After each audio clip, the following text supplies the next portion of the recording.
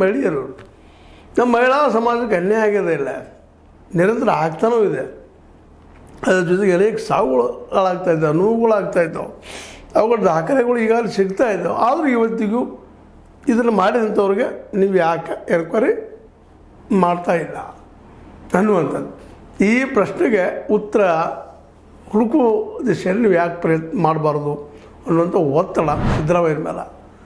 ಸಿದ್ದರಾಮಯ್ಯನವರು ಕೊನೆಗೆ ಬಂದು ಹೇಳಿದ್ದಾರೆ, ಇಲ್ಲ ನಾವು ನಿಶ್ಚಿತವಾಗಿಯೂ ಹೋರಾಟ ಮಾಡ್ತೀವಿ, ಇದಕ್ಕೊಂದು ನ್ಯಾಯ ಒದಗಿಸ್ತೀವ ಅನ್ನುವಂಥ ಮಾತನ್ನು ನಾವು ನಮ್ಮ ಮಹಿಳೆಯರ ಮೇಲೆ ಆದಂಥ ಅತ್ಯಾಚಾರಗಳ ಬದಲಾಗಿ ಆಗಲಿ, ಇನ್ನುಳಿದ ವಿಷಯಗಳ ಬದಲಾಗಿ ಆಗಿರ್ಬೋದು, ಅನ್ಯಾಯ ನಡೆದ ಘಟನೆಗಳ ಬಗ್ಗೆ ಆಗಿರ್ಬೋದು, ಎಲ್ಲ ತನಿಖೆ ಮಾಡ್ತೀವಿ ಅನ್ನುವಂಥ ಮಾತನ್ನು. ಜೊತೆಗೆ ಇದೇ ಸಂದರ್ಭದಲ್ಲೇ ಆ ಮಹಿಳೆಯರು, ನಿಯೋಗದಲ್ಲಿದ್ದಂಥ ಮಹಿಳೆಯರು ಸ್ಪಷ್ಟವಾಗಿ ನಮ್ಮ ಉಗ್ರಪ್ಪನವರು ವರದಿ ತಯಾರು ಮಾಡಿದ್ದಾರೆ, ಆ ಉಗ್ರಪ್ಪನ ವರದಿಯನ್ನು ಯಾಕೆ ಅನುಷ್ಠಾನಗೊಳಿಸ್ತಾ ಇಲ್ಲ ನೀವು?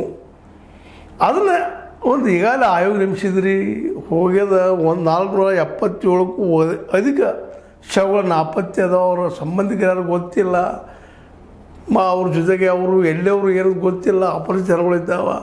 ಜೊತೆಯಲ್ಲೇ ಸ್ವತಂತ್ರವಾದ ಮೀಡಿಯಾಗೆ ಬೇಕಾಗಿರುವುದು ಸ್ವತಂತ್ರ ಧ್ವನಿ. ಆ ಸ್ವತಂತ್ರ ಧ್ವನಿ ಉಳಿಸಲು ನೀವು ಮಾಡಬೇಕಾದದ್ದು ಇಷ್ಟೇ. ಅದೇನಪ್ಪಾ ಅಂತಂತಂದ್ರೆ ನಿಮ್ಮ ಕೈಲಾದಷ್ಟು ಸಹಾಯ ಈ ಚಾನಲ್